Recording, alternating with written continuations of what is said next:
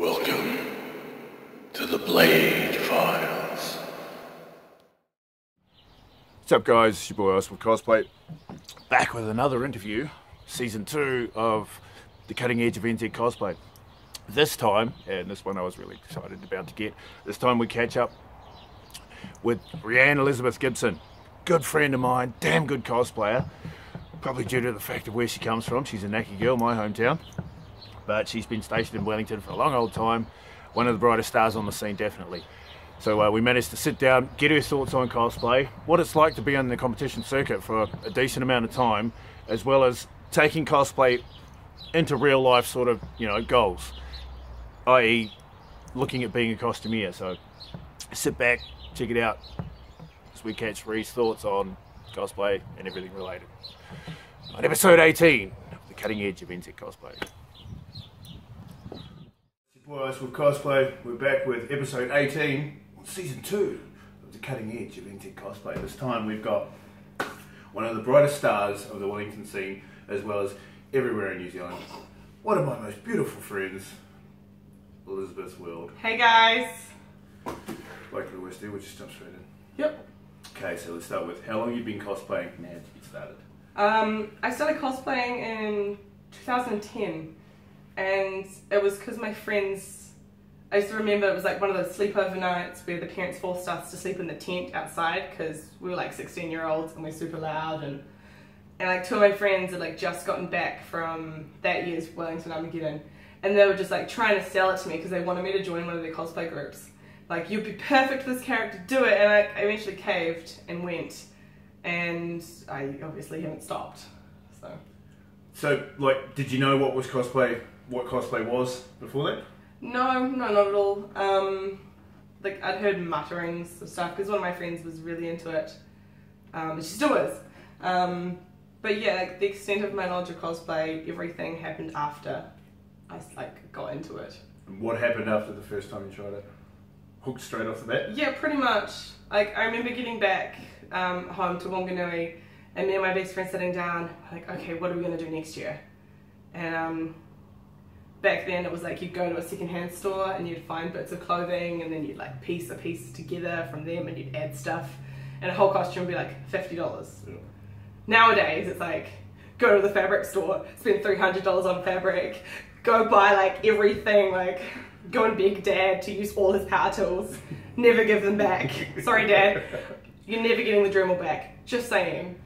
Yeah, everything's changed so much in the last 6 years. What are the main reasons behind you choosing the cosplays that you do?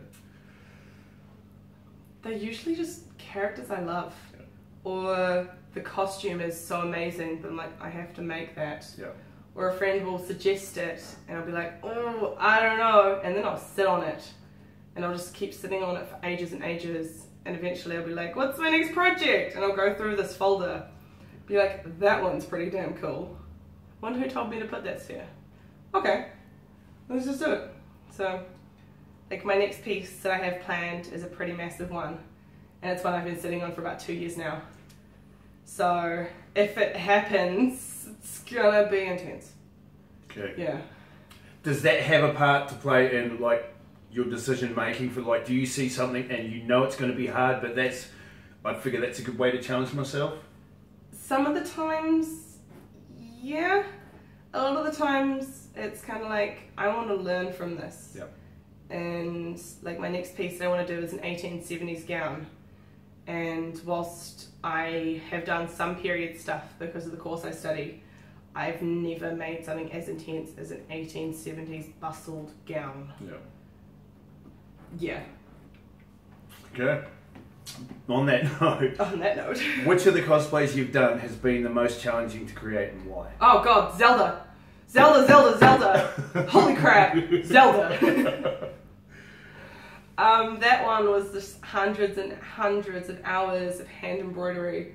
I just had a major hip surgery at the time, and I couldn't walk or do anything, so I'd sit there with my like T-Rex extender hand claw thingy, like grabbing the balls of like yarn and stuff, and just sitting in front of a TV for hours, just mindlessly watching stuff, making that thing. Yeah.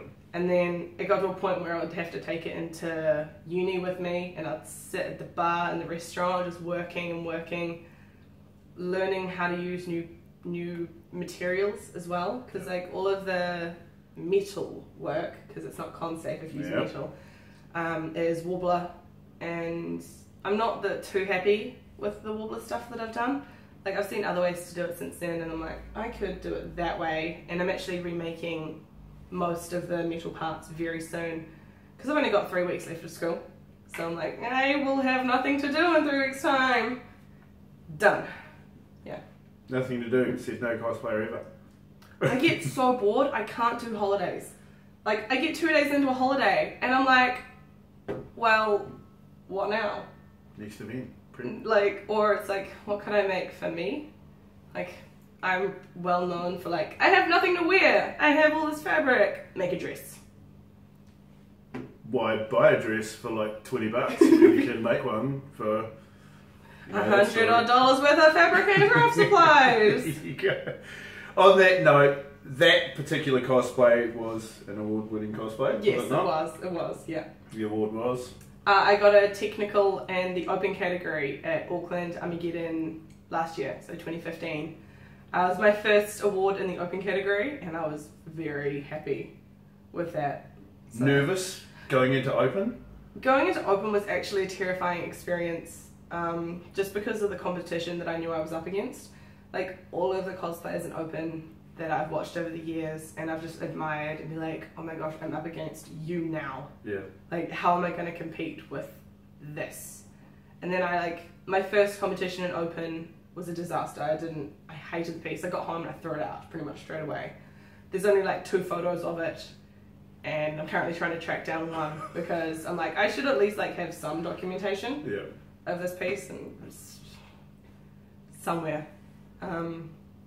But yeah, it was really satisfying, and it made me feel like what I was doing was right. Yeah.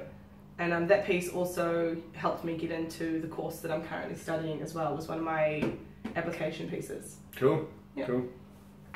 What new skills have you had to learn because of cosplay? Everything. I learned how to sew when I was really young, but it was all just quilts. Yeah.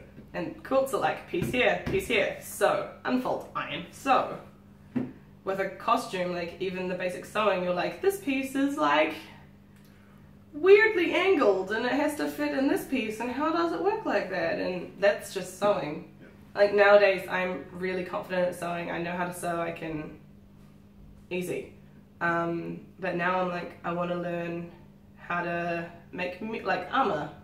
So I'm trying, I'm experimenting, and it sometimes goes well, sometimes it does not, and sometimes it ends up in the bin.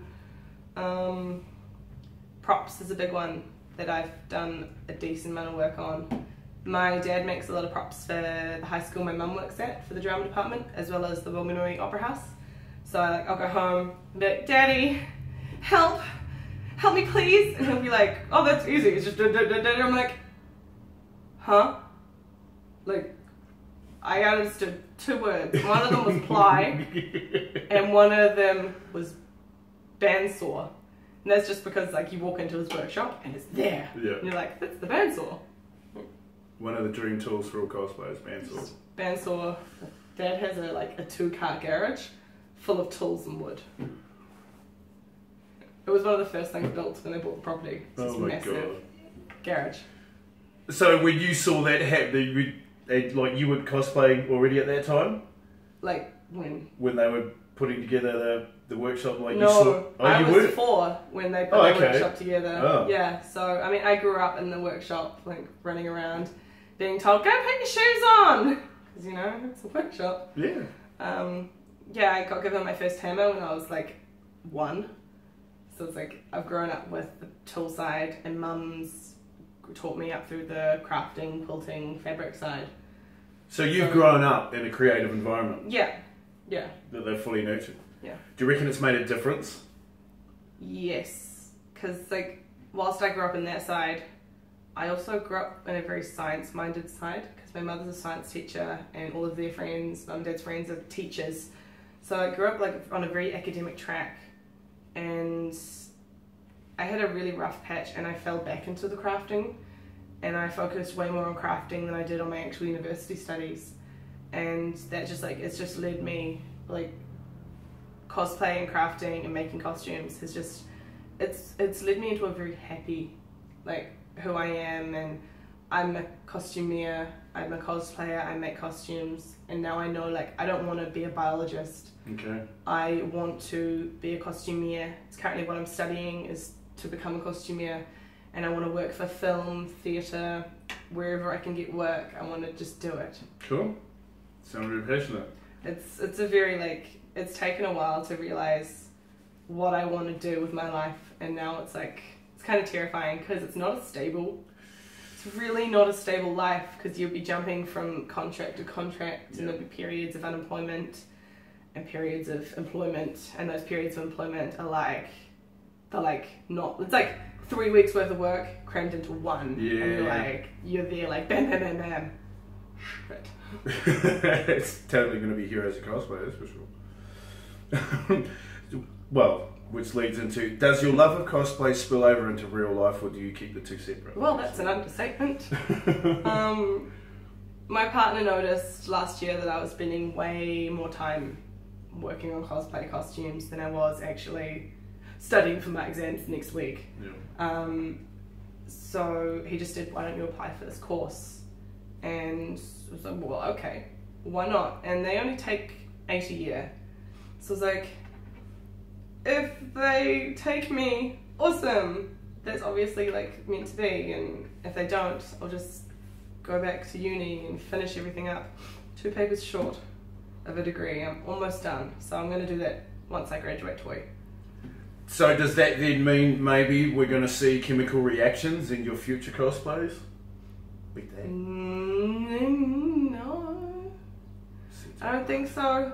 One of the things I'm wanting to work on with the designer course is we want to see if we can create a couple of garments, like not cosplay, we want to design them ourselves and create them and stuff, using lights and luminescence, and we want to use the thought of natural things in the environment, plants and animals that have their own special luminescence in them, and see if we can get a feel to that. And because like jellyfish are beautiful creatures, can we make a light up garment that resembles a jellyfish in a way? Wow. And the designer I'm wanting to work with is an amazing designer, and I mentioned it to him and he got so excited.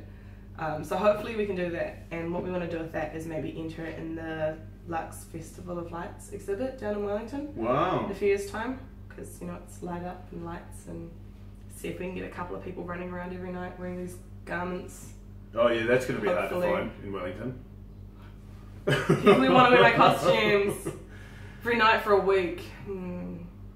I can see people are probably watching this at home being like, I do it, me, pick me. Text me. Comment below. How do your family and friends view your love of cosplay?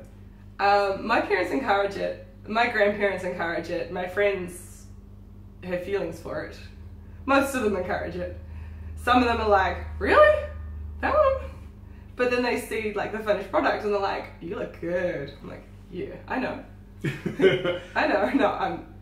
No, yeah, mum buys me fabric. Dad helps me make props. My partner is the most tolerant man I've ever met. Hashtag Sam the Toleration Man. Sam the Toleration Man. He'll come home from work, and like I usually get home like half an hour before him, and in that half hour I will have spread everything down his side of the bed or like across the room, and he'll just walk in and look at me and look down and just be like, for once, like, clear the bed. No, I'm working. With cosplay, like, how does obviously time and space come into a relationship? I think he's very thankful that I can do all my sewing at school. Yeah. Because like I'll buy the fabric and it pretty much just goes straight into course. Because at school we've got the big benches, and we've got the industrial sewing machines, and the finish is so much nicer on an industrial. I can't stand domestics at all. Like they're so slow and clunky. I'm really like when I finish toy, I'm gonna really struggle. You're gonna be able because I'm to gonna have to go back to my domestic. I'm just gonna sit there like sobbing. Like, this is so much. You can't do anything. You're so slow. Why are you so slow? I mean, like I do all of the most of like the paintwork and stuff at home. We've got like tarpaulins, and I sometimes just there's paint all over some of our sheets. Like I'll be like painting in bed, like on a board, and a bit of paint will fall down, and I'll just grab the tissues and wipe it off and be like, well, never mind.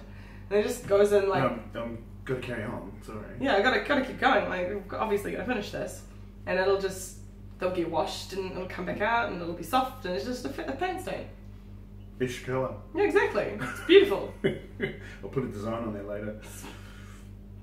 What is cosplay about for you, and what are your favourite things about it? Oh man, that's so hard.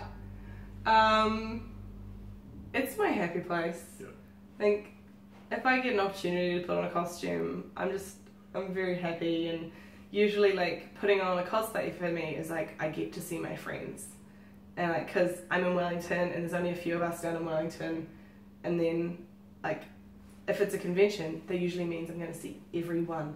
Everyone's going to be dressed up, and I'm going to be able to see what they've been working on and give them like little tips, and sometimes they'll give me tips, and it's like, yes, more knowledge, sink it into the knowledge bed that is my noggin. It's an old word. Have you found that, like, as your skill set grows, your eyes grow, they increase more as to what you want to do, what you want to achieve in cosplay? Yeah, in a way. I'm like, sometimes I'm like, I just want to make a casual piece, and like be able to just be comfortable and wear it. Then I'm like, I want to make that, like that, and it could be a piece that I look at and I'm like, there's so much to that. Like, how am I gonna make that? And I'll just sketchbooks and use like each layer, and like now that I'm learning where to research as well, so like go to the books and like flip through and be like, how would this have been made? If it's a historical piece, how would this have been made back then? How can I replicate that now using modern technologies, modern materials as well? Yeah. Because like often you find like materials from like the 1700s. It's like you're never going to find that. Yeah. Like, you can get cotton, but it's different, obviously. Yeah. So, yeah. So achieving authenticity is a big thing. I like to look almost exactly like the thing, and if I can't, like I do get a little bit like frustrated. Like this isn't quite the right colour, because the right colour was $50 a metre, and I was like, I can't afford that. No. That's just too much right now. But you would if you could. If I could have, I would have been like, yes, $1.50 of that, please. Do you also find too that like when you look at something, like you're saying you research it right through, when you look at something now versus when you started, do you see every different element that it's made up of now versus back then? You sort of, well, I can maybe make something that looks like it. Yeah. Can you break it down now with the amount of experience you've had? Now I can break them down. I look at it and I can think, what's underneath it to create that shape?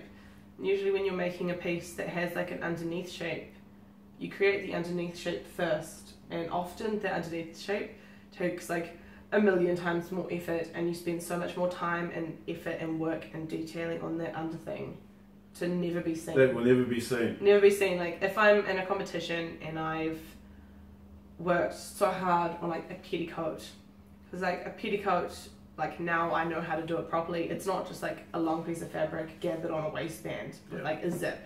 Now it's like this long piece of fabric that stops like 5 inches above where you want it to stop, and then you do a massive bit of gathering like thing to attach to it, and I do pin tucks in them because pin tucks help boost out a little bit more terminology.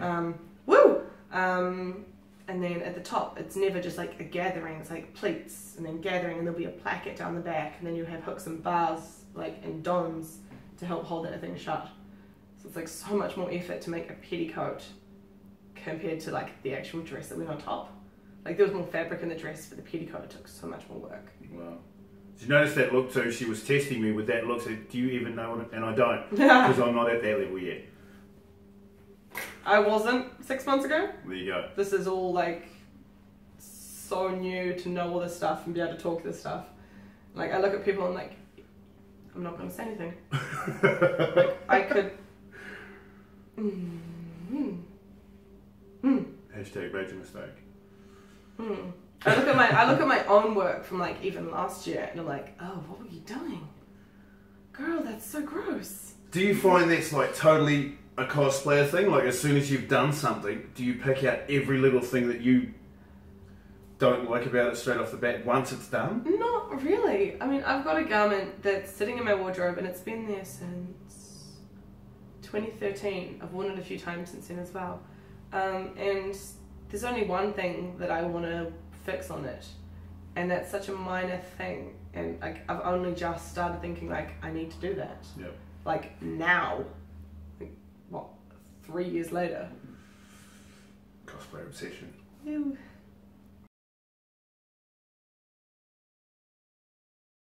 To cosplay?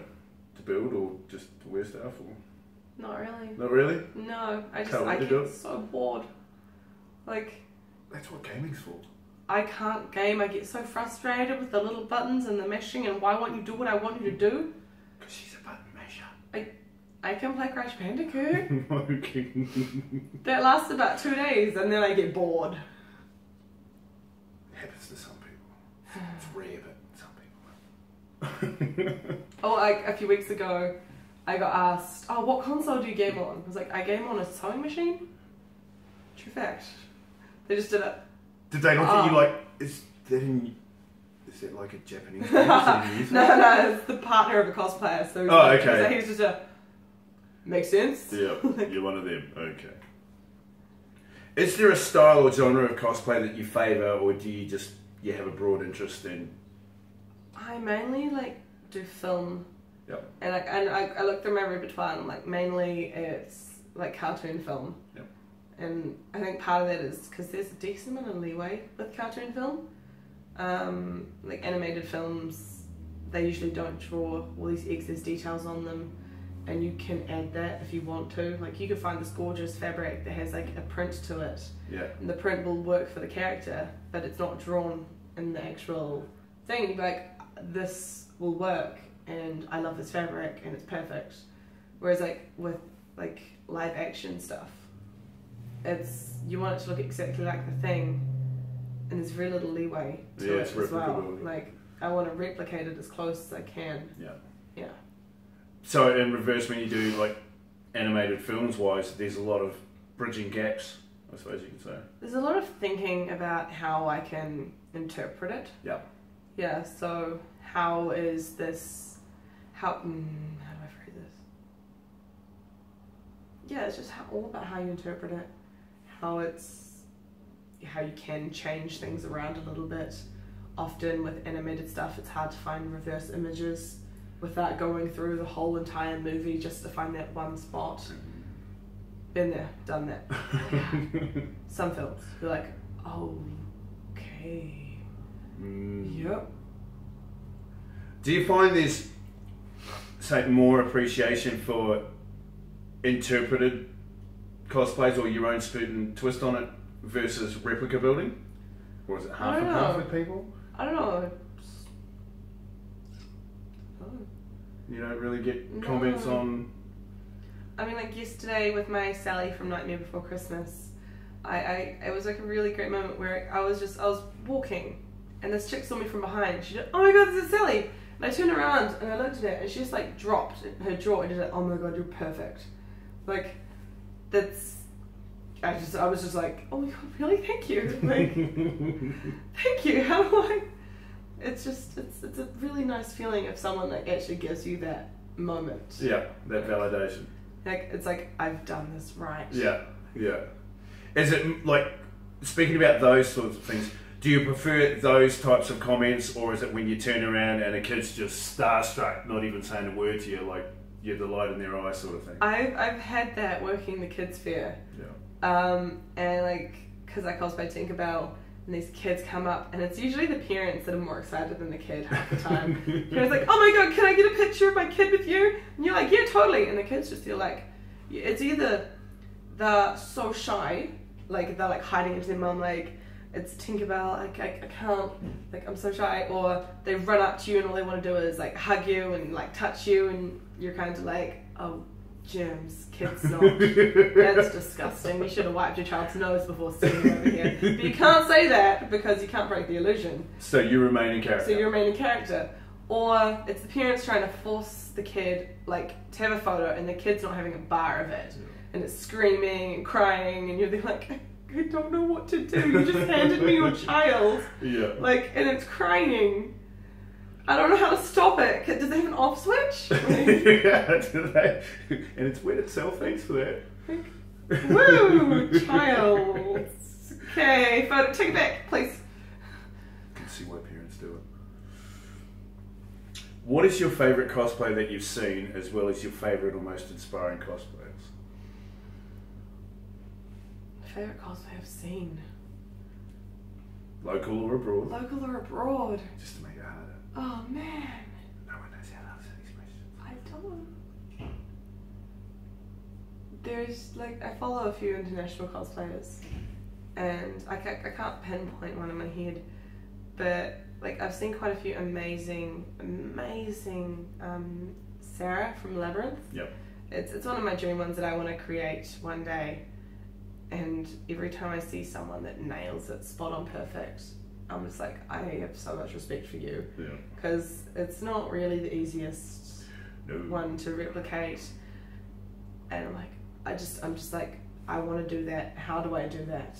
Like, it's just a 1970s wedding gown, but how did you make that 1970s wedding gown? Like the big puffy sleeves and the everything. You know? Yeah, the big puffy everything. Means you're unhuggable at an Armageddon too. A little bit. Can't be touched. Actually, that's a good idea. Just big puffy sleeves on everything. Stay away from me. I don't want to touch you. Playing with Armageddon. You I love like people coming up to me, but I really hate sudden hugs and people touching me. I'm like, can you not please? I don't like that. Yeah. Do you think you're an inspiration as a cosplayer? Is that one of your aims? I mean, I'd like to hope so.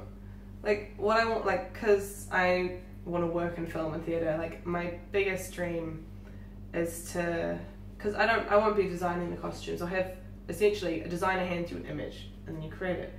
And I'm really, like, hoping that one day I'll go to a con, and I'll see that thing that I made for that film as a cosplay, like, on a cosplay. Like, yeah. I would love to see a cosplayer just see this image and be like, I want to make that. And that image being my garment. That's mad respect, I would think, if you saw your work, a cosplayer was trying to do your work. It's amazing, and like one of my tutors is actually the designer for The Hobbit, and and she's great. She's so nice, and like one of the girls in our workroom found out, and she's like, I've made that as a cosplay. And it's just like, yeah. So great, like that's like the biggest like respect thing for me, like to see my piece as a cosplay. Totally. What about comments on the cosplays that you've done so far? All generally positive, or? On a whole, mostly positive. Like sometimes I'll like go into a forum and see like, oh, she didn't bother trying to style the wig. Like, I'm not a hairdresser. I'm not confident with cutting up a wig. If the character has a different wig and I can't, like, not wig, but like a different fringe sort of thing to what the original wig came in, and I can't get a friend or someone to style it or fix it for me, I'm not just going to hack up this wig because I spent money on this thing. It's a good wig. I will try and get to it eventually, but for now I can't, and it's close enough. It's just for like a few hours, and like that's like, it kind of sucks because you're like, oh, fine. Just pick out the stupidest little thing that I didn't actually make. Yeah. And pick on that because everything else I made is stellar awesome. Yeah, obviously. No, like, I know the faults, but sometimes they're not as visible to other people. No. And I generally avoid forums just because like I'd rather not see negativity. Yeah. Like aimed at me, and I honestly don't know other people's, like, in the wider community. I don't know what they think of me. I also know that what they think of me isn't any of my business, because if they think negatively of me, I don't want to know. Fair enough. And if they think positively of me, then that's great. And they can tell you. And they can tell me that at a con. Like, if you see me at a con and you love my piece, like, I love hearing people come up to me like, I love your piece, but I'm not going to go searching for it. I'm not going to go searching for that validation, because finding the negativity associated with it just sucks. And it's easy to do. And it's easy to find negativity everywhere you go. No matter who you are. Okay, on to competitions. You've competed before. This year was the first con in 10 cons I haven't competed in, and it was so nice.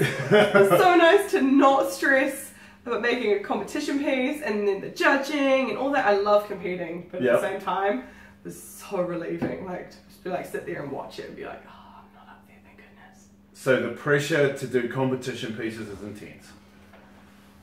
Kind of, yeah. Like, self-induced? Self-induced, definitely self-induced. There was a moment on the Saturday of con where me and another cosplay mate were talking to another cosplay mate, and the other cosplay mate we were talking to had been up all night working on a competition piece, trying to get it finished. And you looked amazing, by the way. I'm so proud of you. It was gorgeous. Just beautiful. Sorry I didn't get to tell you that in person. I had to dash for this. Johnny's sorry. But like, me and the other girl, like, she asked us, are you guys competing? We just looked at each other and I did fuck no. No. It was really nice just to be like, nope, nope, I've done enough this year. No. First competition you ever did? Oh man, it was terrible. Oh man. Your piece or just the nerves? The piece. There aren't many photos of it, put it that way. It was a fan art version of Chi from Chobits. It's an anime that was really big and really big-ish in 2011. And it was just awful. I made it out of like a bed sheet and ribbon and bias tape and like hundreds and hundreds of those tiny little plastic pearls you can buy at $2 shops. And the bodice I didn't bone or anything, and like I look back at it now, I'm like, oh. So many crimes committed. Oh girl, what were you doing there? Oh no. I was in a rush. Like, I wasn't. I made it so far in advance. Like, I had to sew myself into it because I had no idea how to get it on. Wow. Like, I didn't think about fastings or anything. And then the next year that I competed, I learned a lot from that first time. And yeah, I actually got my first technical the next year. Yeah. Yeah, so even if you don't win the first time, you kind of catch a bug. And it's really hard to stop once you've got that bug. Yeah. Yeah, and then you get your first prize, and it's kind of like, wow, I'm actually doing something right, and it feels good to just have that. Yeah. Yeah. So after the first competition you did, and then you hit your second one, like you attacked it completely differently, with a different aim. Like when you competed the first time, did you compete just for the experience, or you wanted to win? Bit of both. Yeah. I watched some mates the year before compete, and I was like, "Wow, there's a competition! I didn't know there was a competition. I want to enter the competition." Because you know I was 17, 18, and I was like big-headed, like, I can make fit, I'm an amazing seamstress, and now I'm like, oh no, no you weren't. But that's I'm getting better. I'd like to think I am, but I know that there's a lot of improvement for me still also. Yeah, it's just like the tact I took comparatively. I took my time, and I started like pretty much as soon as the con was over the year before. Yeah. I started work on the next piece. By the time it actually got to the competition, I wasn't up the night before, last minute stressing. I was done, it was on the mannequin, and I was happy and ready, sort of. Awards. Favourite award so far? For what cosplay? Oh man. Because you know, I've had a few now. No, I haven't won anything really, really big. one prize that eludes it so far. Yeah, I would love to just win like best in open or best in show would be amazing, but one day maybe. Once I'm a professional, I can't compete anymore. So, what you gonna do? It's my dream job. So you're on a time limit for best in essentially, show? yeah, I have like a year and a half. Yeah, because after I graduate, I'm gonna finish my degree, and then me and Sam are going over to America for a year. So I can compete over there. Yeah. Yeah. I might just go to Australia to start competing over there. You know. Better watch yourself over there. Yeah, I got my first, like my only, I won the pageant in Dunedin last year. That was pretty cool. It was pretty small scale, and I was really hungover. Like really hungover. I was a stupid person, and we were just meant to watch a movie the night before. No. The boys pulled out the beer, and then it just started. Like, awful. Don't do it. Don't do it. Don't do it. But like other than that, I won best group with Regan at Hamilton. He was there. That's when I met him. He won big. It's luck. It wasn't luck. It was and amazing. a little bit of intimidation. A little bit. I have said some people didn't make it to that competition. Wasn't my fault. Anyway, on to other things. On to Armageddon experiences. What was your first Armageddon as well as your favourite Armageddon so far? My first Armageddon was the worst one of my life. Yeah. Can't wait to hear this. There was just so much stuff going on in the friend group, and because I wasn't from Wellington and I'd never been to a con before, I didn't know any of the wider people, and it was a new experience, so I wasn't confident or comfortable walking around by myself and stuff.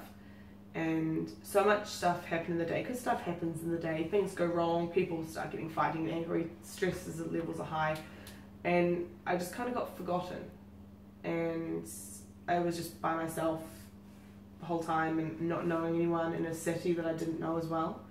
It was really hard, and my best friend found me hiding like in tears because I couldn't deal with like the amount of people that I didn't know in a city, and everything. It was just too much.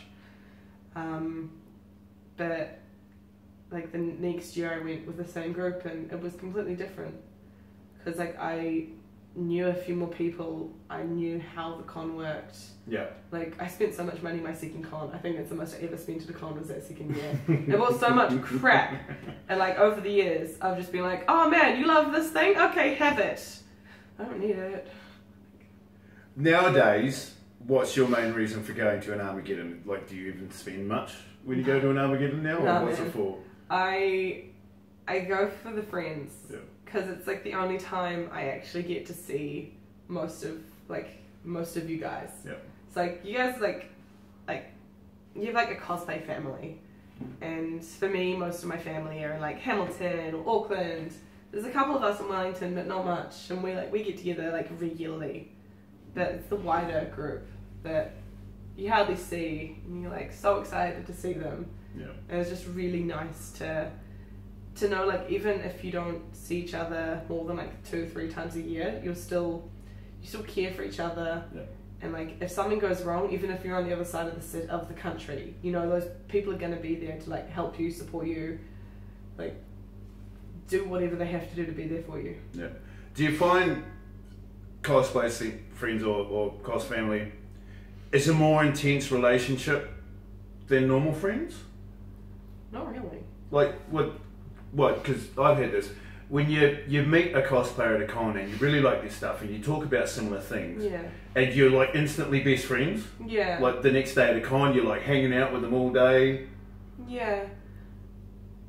I mean, that might have been the case like years ago, but now I know a lot of people in the community. I was going to say, now you know a lot of people. Now I know like a majority. Like there's like in the New Zealand community, there's like the like big group, and then there's like next level group, and you're getting smaller and smaller in your levels of groups, like your personal groups. Yeah. It's like my like personal group, and then there's like the extended group, an extended group, and you know everyone in these groups, if not by name, by face, or by like online, like Cos page.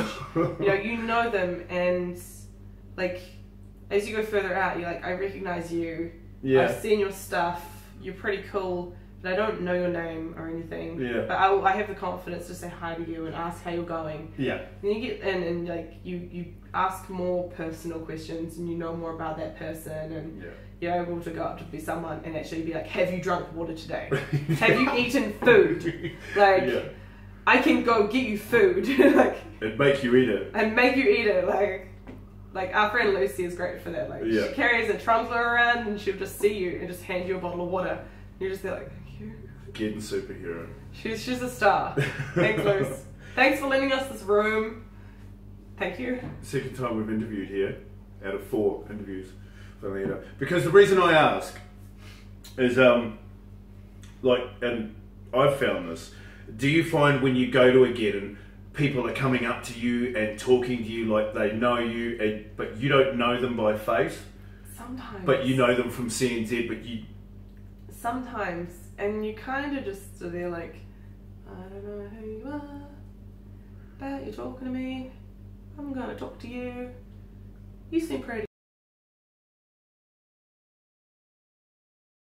Name.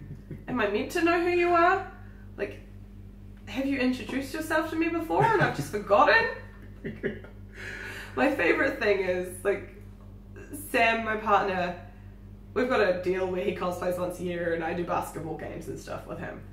And he's a very tolerant man of me. He has to deal with me like all year round, so, you know. And this group of girls will come up to you and they'll be like, oh, hey, how you going? And like in my head, I'm like, I recognize you.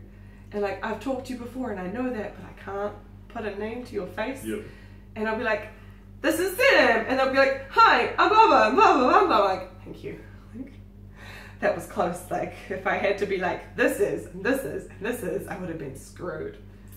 On that note, and because I get in trouble for doing this a lot, cosplayers have a terrible habit, especially cosplayers with partners that aren't cosplayers, have a terrible habit of talking to other cosplayers when they approach and they don't introduce their partners. There's proof not all of us do that. I try and include Sam as much as possible when he's around because it's not his environment, it's not his scene. And because I know a lot of people in the community, it's like, it's just kind of common courtesy to just be like, this is Sam the Toleration Man, and this is Johnny, and this is Johnny's partner Olivia, and this is, like, you just keep going around. Yeah. Like, that way they feel included as well, because it's something they're not 100% comfortable with. Yeah. And like, if I see a cosplayer and her partner's obviously floating behind, I'll try and be like, oh, is this your partner? Like, and then like you kind of like rope them into the conversation. Like, it's nice to see you being dragged around, you poor thing. Yeah. Like, it happens. Like, there's so much going on, and you're so excited to see your friends that you haven't seen in a while, and you want to like get up in the grill and look at their costumes. But then you got to think like there's someone behind them that obviously doesn't know you. Yeah. But they're just there for that person, support, carrying handler, luggage. Hashtag handler. Hashtag handler, essentially. And yeah, it's just like, it's nice to actually get that person involved in a conversation. Yeah. Yeah. Really what we're trying to do is convert. Yeah. If you cosplay, like, and your partner doesn't, then that's your life mission. Yeah. If you want to get out of being a handler, you have to become one of us. Pretty much, yeah. If you're not a cosplayer with us, you're a bag. Yeah. It's the only option. Best and worst experiences at a get-in. Obviously one of them's already been spoken of. Yeah, it probably was the worst one. Like, horrible, like, sometimes just things happen at a con, and it just happens, like, part of your costume will fall apart. You can't do much about it. There'll be handy people on the scene with super glue and lighters, you guys last year, like, and there'll be people there trying to calm you down, but if something goes wrong and it can't be fixed, that's just the worst thing, and you're stressing so hard. It happened last year with my Zelda just before going on, like, not just before going on stage, it was probably a couple of hours beforehand, and I was just so distraught because this piece had snapped off, and the whole piece was supporting the front panel that I'd spent like 100 hours doing all this hand embroidery on, and I was stressing, and I remember going to the front desk, like, to ask where the cosplay fix-up room was, the pit-stop room was, and the lady just, I remember her looking at me and be like, everything's gone, just people took it, and I just, like, that was just, like, the moment everything crashed, and it sucked. But, like, we got there eventually, and some cosplayers had bought stuff, and so I was able to actually use, like, the hot glue guns that someone had brought around with the whole lot of glue sticks, like, add-on spray, that sort of stuff, and I was able to actually fix it up and get it on stage, and then, like, I got home from that con, fixed the piece, it's completely destroyed now, it's held together with duct tape. That's my next fix up. Okay. And yeah, I mean, the best experience, I don't know, I love cons. I just love them so much. I love seeing my friends over anything. Yeah. Like, it's the best thing just to spend time with the people that mean so much to you. Very cool. What advice would you offer to anyone interested in trying cosplay for the first time, as well as maybe trying competition cosplay? If you're trying like competition cosplay especially, but also with cosplay, you've got to be very aware that it is a very expensive hobby. It's not just the materials and the products that you need to be like mindful of. It's like the tools you need as well, the machines that you need to use, all the power tools. Like, you gotta be very wary, like, oh, I want to sew this dress. I don't have a sewing machine. I want to go buy a sewing machine. That's depending on how much like you spend on one. That can be anywhere from 100 to 1,000 plus. So like a garment that like fabric wise that would cost you like $100 to make, if you had to go out and buy a Dremel or buy a heat gun, like those initial startup costs still add on to it. And as you build your toolbox. As you build your like toolbox, it does get like a little bit cheaper, but then things break as well. Yep. So you've got to always be conscious of the fact that it's expensive. Like, things go wrong, that happens as well. Yep. Like, sometimes things don't work out the right way the first time. You got to be prepared for those mistakes to happen and to just completely scrap the garment and make it again. I've done that before. You ever shelved a cosplay that wasn't working out because you just... I have a box. That suggests more than one. There's about 3 pieces, 3 garments in that box that I'm just like, I can't figure you out. Next. Like, or I'll decide, like, or it'll be one of those pieces that I don't actually have set planned for a con, and I'll just get distracted by something else, and I'll come back to it eventually. Could be Sam the distraction. I am kind of really scared to get back to this box, because I haven't touched it since I started a toy. So like, I'm going to go back to this box, and I'm going to look at everything in it, and throw the whole thing out. I'm really scared that's going to happen, because I can see that, like, looking at the stuff and being like, this is not good enough anymore. Go! Never wanted you anyway. Cold never bothered me anyway. Do you get people asking you for advice in cosplay at Get-ins or on CNZ?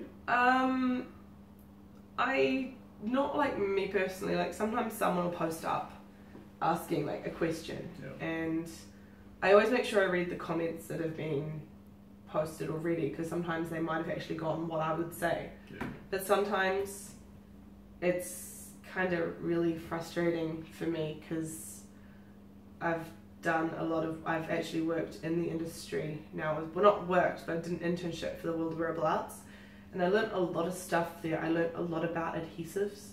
My supervisor on the first day sat me down and said, what do you want to learn? I said, I want to learn about glues and adhesives and all this stuff. And like, sometimes people ask the best adhesive to use, and people will be saying like this, this, and this, and this. And I'm like, those work fine, but you've got to be mindful that like, hot glue is a band-aid. It's not a stitch. Like, it's like, obviously glue isn't a stitch, but if you're using like that sort of human body like terminology, hot glue can be ripped off. And if you hot glue a weak point and that pops, well, not a weak point, but a major point, and that bit pops at a con, it's going to be really hard and frustrating to fix that up. Whereas if you use something more sturdy, like a concrete adhesive or a 2-part resin epoxy, I recommend Eraldite. It's expensive, but it's worth it. Those things are, there's another concrete adhesive that I'm like thinking of, and I just can't remember. It'll come to me eventually, probably. But in big tins. Those ones are less likely to just rip, like hot glue does. Yep. That's because they take time to cure, whereas hot glue is like, it's dry in 2 minutes. And I'm always like, whenever I post like saying that sort of stuff, I also do, you guys have to be mindful about the safety precautions you have to take, because like a lot of people don't read the labels, the hazard labels, and those things are really toxic. And like, I used to not, and I'd sit in this room that didn't have much airflow, and I just start feeling really ill. And like now I'm like, I have a respirator, I wear gloves as well, like I go outside, like you got to make sure you have a respirator on if you're using any of those like fumey glues, especially because they can do some serious damage to you and make you feel really ill for a while. Experience. Probably close Yeah. Right. Last question. If it's not secret, what are we going to see from Elizabeth's World next year? Next year is like a massive year for me, because second years in the costume department at Toy, we have, as we call it, major work, and we have to propose an image to our tutors at the start of the year, and we have to write this massive brief on why we want to do that.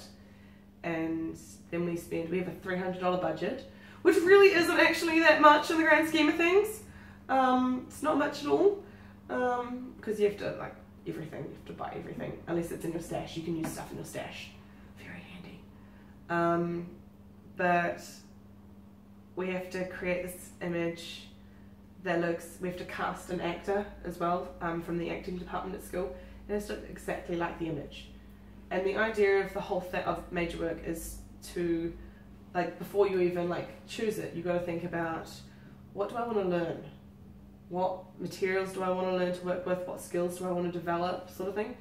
So like, I have never worked with leather, and that's something that I'm very interested in. And whilst we do a leather workshop next year, I want to learn more than just how to make like fan braces and dye. Like, we learn dyeing and gluing and all that sort of stuff, and carving and techniques, but I want to actually learn like how to like make a leather tunic, and I want to test myself and push myself as much as I can. And another thing I want to learn more about is different props, like how to make different props. And a large part of it is building connections with people, finding someone who knows how to do that, researching how to do that, so much back history research and stuff, which I'm starting to do, sort of, currently. I found an image and she's gorgeous and I love her, and my tutor's like, that's pretty cool, and I'm like, so like, that's my main thing for next year, is that. But I want to bust out a few other cosplays that I haven't decided on yet.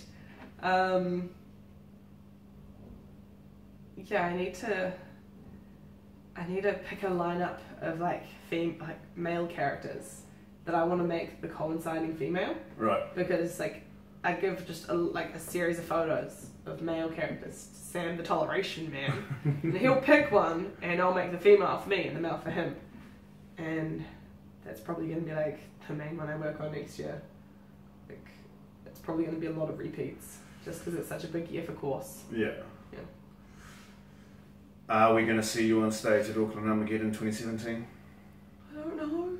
It depends on a lot. Like, I wasn't actually meant to be at Armageddon 2016, Auckland Armageddon 2016. But I found out that we weren't actually needed for the production we were going to be needed for. And so suddenly Labour Weekend was free. And yeah, like next year I don't know if I'll be tied up in a production or not. We haven't got the timetable out yet. Okay. So ideally I want to, but I can't like make a commitment like I normally would. Yeah. Fair enough. Studying is like time consuming. City every cosplayer ever. Yeah. Yeah. Well, that concludes our interview. Woo! Episode 18 of the Cutting Edge of Instant Cosplay. Thank you very much. Thank you. Elizabeths World. We're out, guys. See ya.